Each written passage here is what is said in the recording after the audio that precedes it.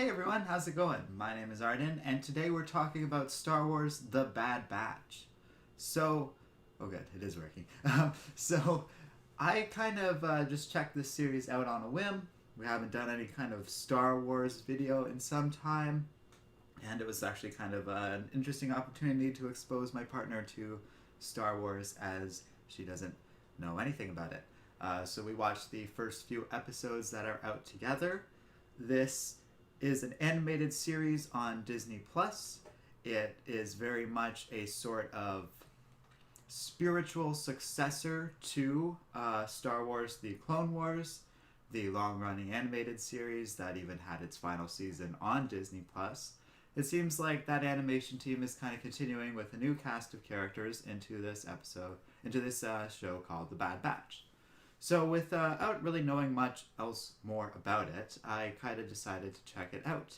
And Bad Batch is about it's well named in my opinion because it's about a literal batch of misfit clones from the Clone Wars. They all have something that went wrong with them, or they were aberrant. The Genoshans are a little vague about whether they were intentionally created or if they're just genetic accidents that sort of happened to have traits that made them good soldiers, but either way they're just sort of this elite squad that because they're different, they have these unique abilities that the average clone trooper doesn't. So the implication being they've served throughout the war of the Clone Wars back in the prequel trilogy, have battled against the droids for some time and stuff, and we're working with a Jedi General and her Padawan on this planet. And that stuff also is pretty standard from what I might expect out of the Clone Wars as it starts out. We have the Bad Batch fighting a bunch of droids. The droids are saying their goofy things. There's all the normal kiddie kind of fighting, and everyone's doing their quips. It's a solid introduction for the team, but I really didn't get a lot out of it beyond that. Tevye Smolka, thanks for joining us. But following that, and I guess from here on out it is spoiler territory, but this is the content of the first episode, so this is more of just the basic premise of what the series is about. Basically, Order 66 goes through the pipeline. In fact, the events are very closely meshed with the events of Movie 3, Revenge of the Sith. Tevye's saying, how's your day going? Mine's going good. We're just here to talk a little bit about the Star Wars series. Hope you're doing well too, and everyone else who's joining for the stream. So the Order comes down, and all the clones immediately turn on the Jedi on this planet the Bad Batch are deployed on. However, the Bad Batch, while their tech person, Echo, is receiving the message, and he's saying, well, if we just keep saying execute Order 66 over and over again, none of them knows what it means. And eventually they do figure out it is to kill the Jedi, because they basically witness the Jedi General being killed on their planet, and the Padawan's with them and freaks out and just turns on them and runs away. That leads to this prolonged chase scene and basically the events of the story unfurl. But basically, the premise is because these clones are all misfits and flawed, they don't have the same, what I thought was genetic programming, but they actually get into that. There's this implant that gives all the clones these orders to follow, and basically none of the implants work on these characters. All the clones are misfits, except for Echo, actually, who's just a normal clone who was horribly injured in one battle and is half cybernetic as a result of it. Tech is super intelligent, Hunter's like a good tracker or something, and the big guy is obviously just more bulky and a heavy hitter compared to the other ones. Crosshair is a little bit unique, and they kind of talk about how they don't know whether or not their inhibitor chits are working with them and how much. And Crosshair does seem to be more swayed by orders and more frustrated by the Bad Batch, who starts to chafe at the orders of basically executing the Jedi they've fought this entire war with. And that's sort of the weird middle ground that the Bad Batch find themselves in, while the rest of the series is going to take place in that time, directly following Movie 3, leading up to the events of the original trilogy. Meaning we are seeing the rather sudden transition from the Republic to the Empire and like the cultural shockwaves of that. We're seeing little early formations of the rebellion going on, and the Batch is essentially caught up in between that. Because also, it's not like the clones are this surefire part of the future of the Empire. Already they're starting to show skepticism towards using the clones now that the droid army has been defeated, and there's a lot of talk of using real like human beings that are recruited from across the galaxy, or other plans along the lines of what will eventually become the Stormtrooper.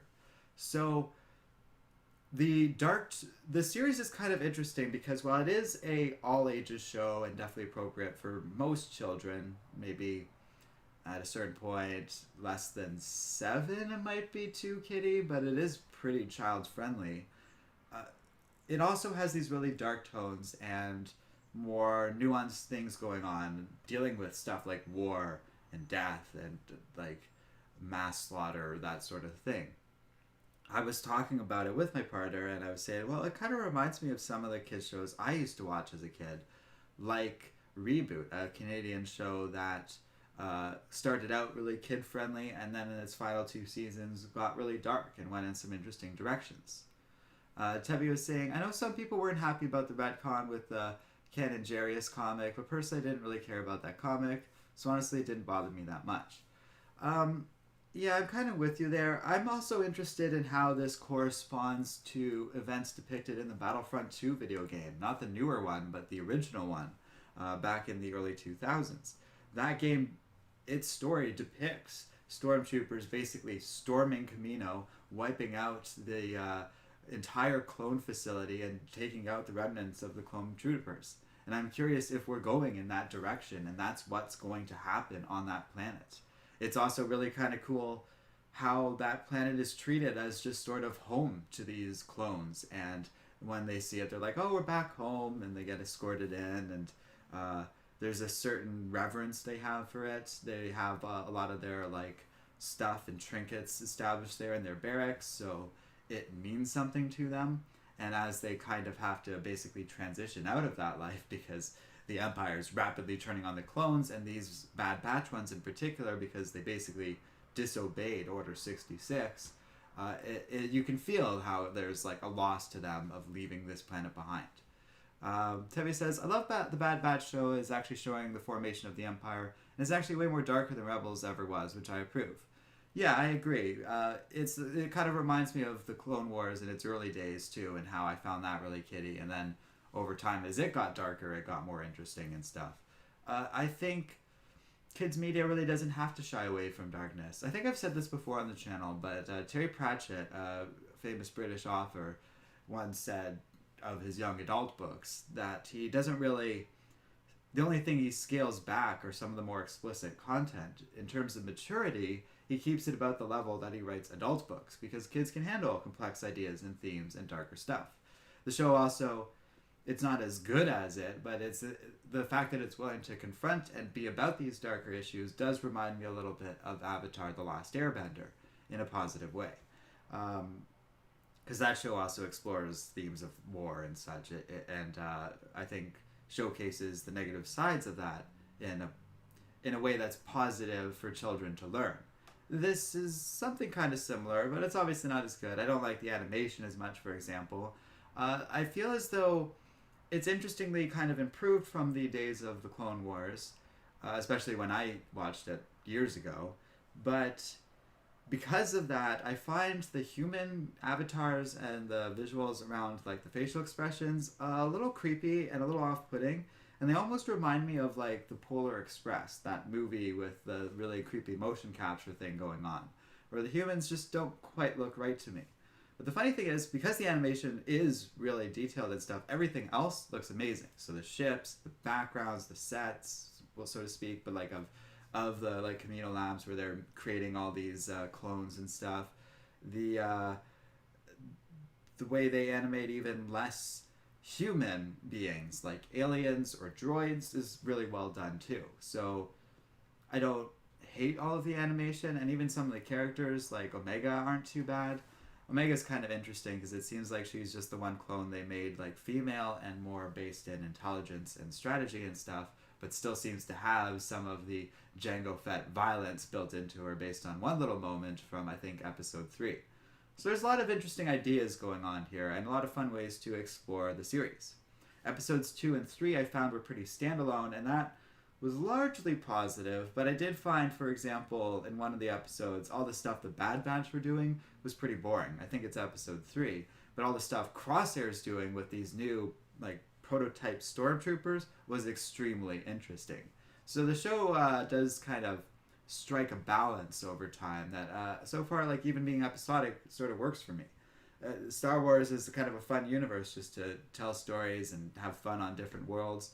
And again, the animation's really good, so when we go to an alien planet, I was looking at the vegetation and stuff, and the plants look truly alien. They look like plausible biological mechanisms, but nothing that exists on Earth. So it's like this weird, bulgy, almost palm tree, but much more bark than leaf.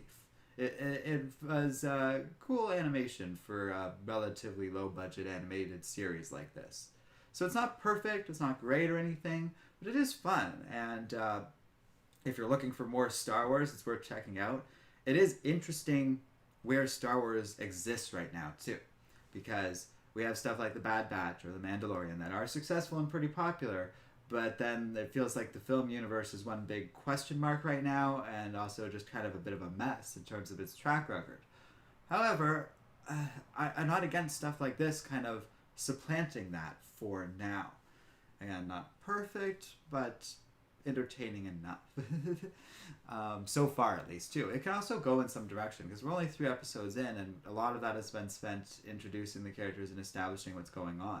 I find the stuff that they're focusing on really cool, though, like the transition from Republic to Empire, and that political change is interesting to see through the eyes of these characters. Actually, that brings me... I've been on a real continuous stream of thought here, but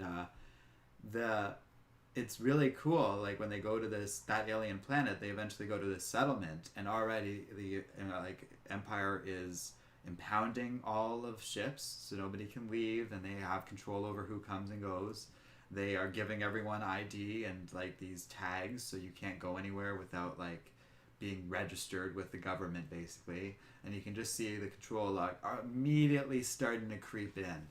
It's really something.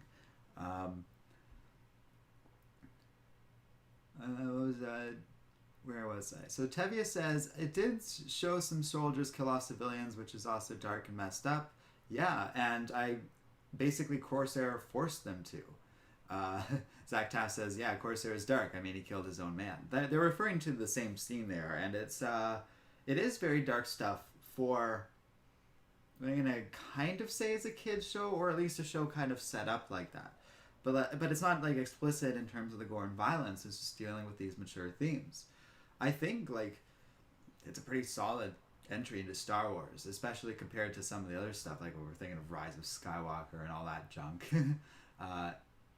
It is entertaining, and it does, I think, push Star Wars in a direction we haven't really seen before, even though we are, once again, kind of existing in that time between the original trilogy and the prequel trilogy and the original trilogy. That's been done before, but I find when it's been done before, it's stuff like Force Unleashed, where we don't really explore this political change or this transition in Stormtroopers and stuff, and I find that side of it really interesting. So if this show is going to keep exploring that, then that's why I was kind of saying I'd classify it more as an all-ages show rather than just a strict kids show. Tevye is saying, I am wondering if this show will go to my boy Star Killer Galen Merrick appearing back on Canon, because I love that character. He's really awesome and tons of fun. That is the Force Unleashed character, I think, is who I was just referring to there. Yeah, it does fit with that timeline, and I feel like a lot of that stuff from those Force Unleashed games is kind of underdeveloped and could maybe be finessed a little bit. Hello. So Tevye is saying also that he loves the show and also continuing Clone Wars animation and story, but with the Bad Batch, which is also awesome. Yeah, I thought that transition kind of cool, and how, like, stuff from the Clone Wars is relevant and is kind of creeping in. But by and large, it's its own show. I think that was a really cool decision and makes me a lot more interested. It is kind of a clean slate, and if you're wondering if you have to know much about the Clone Wars, not really. I definitely think you need to kind of know some stuff about Star Wars to really fully appreciate what's going on here, but not the animated series. Any more so than just those 6 movies, the original trilogy and the prequel trilogy, will kind of inform some things. Might be one of the only times I ever recommend a prequel trilogy. Zach Tass says, yeah, the control chips do their job. They do, but that we always kind of knew that, and I was trying to explain the clones in that context to my partner. I was saying, like, yeah, these clones just showed up one day. The Jedi needed an army, and they just showed up to this planet, and they were like, yeah, someone ordered this army for you. And I was explaining to her, like, but they didn't have a sense of who controlled that army or what these clones were programmed with. And I always thought it was just this genetic disposition, but they kind of specified it in the show of it being a specific electronic chip implanted into them. Possibly because I think the arc of Corsair's character might be towards one that is redemptive, where the chip gets knocked out at some point or something like that. But the connective tissue is fun between the series, and preserving that animation is good. I had criticisms of it, but that's just my response to the animation. I don't necessarily think it needs a huge change. It's just my opinion of the style.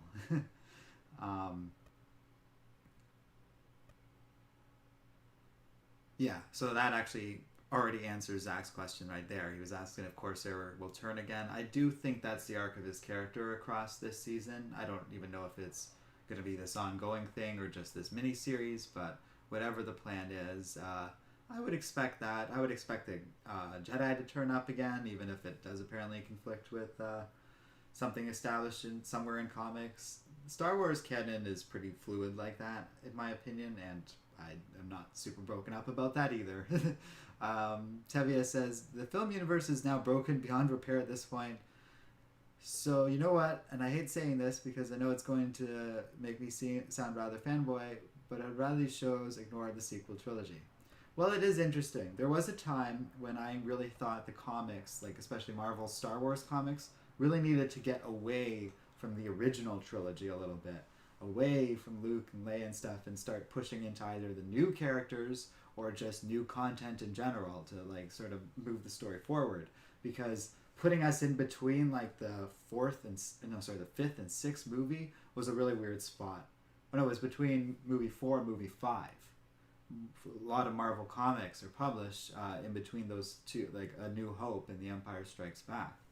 And I always wanted to kind of push them away, including to the new trilogy, like the sequel trilogy. But the sequel trilogy is deeply flawed now, and I don't know what to do with it either. It almost invites like further adventures with Rey and those characters, but there is no real plan to do it, and I don't think the actors are that enthusiastic about the idea at this point. And that's because the sequel trilogy looks backwards so much. It really doesn't feel like those characters got a full sense of story. And all the potentially interesting ideas that Rian Johnson kind of explored in The Last Jedi, but in my opinion in a deeply flawed way, were basically abandoned by J.J. Abrams. So I don't really know what the direction is for any of this. I haven't really heard any concrete plans for future Star Wars movies. All I keep hearing about is Disney Plus stuff, like the Boba Fett thing they're doing now. So I don't really believe there is a plan beyond that at this point, which is unfortunate. But the shows, in comparison, are a lot more reliably entertaining and stuff, so I do take some comfort in that. But there is something about seeing Star Wars, a good Star Wars movie, in theaters, and I wasn't necessarily against that. But Disney never really made a great one. They made some good ones. They made some that came pretty close to great, but I don't know if there's any that are just like firmly awesome and people can fall back on in a reliable way, the way they can with the original trilogy. But that isn't true of The Mandalorian, and I think The Bad Batch will probably establish itself as like this series people come back to, at least based on what I've seen so far. It looks like it's going to be doing some memorable things, at least what we've gotten out of these first 3 episodes. So I think we'll leave things there. That's a pretty good review of what's happened so far, and a pretty good discussion of the state of Star Wars as it exists, which is a big like shrug of the shoulders from me too in terms of a lot of stuff. Like with the MCU, you can tell they got big plans, they got so many things they can do, and so even what they've announced really just feels like the tip of the iceberg for all the crazy stuff they're gonna do with X-Men and the Fantastic Four. But with Star Wars, I don't know if anyone knows what they're doing. I don't think Disney knows what they're doing, and they're just kind of playing it by ear, seeing what ideas come across the desk that they want to make, and going from there, I guess, without really investing in a movie at this point. So it's interesting stuff, but we'll see where it goes from here. So thanks for watching, everybody, and we'll see you guys next time here on Comic Island.